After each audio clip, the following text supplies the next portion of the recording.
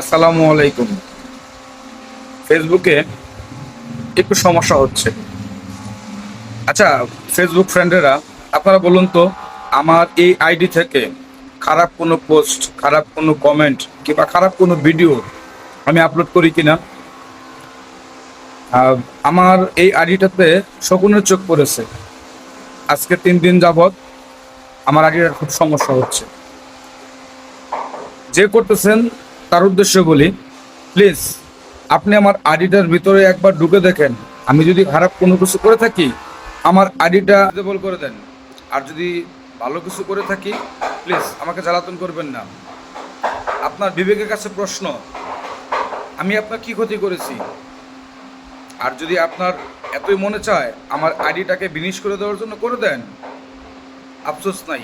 তবে বিবেক করে কাজটা করবেন। ধন্যবাদ সকলকে।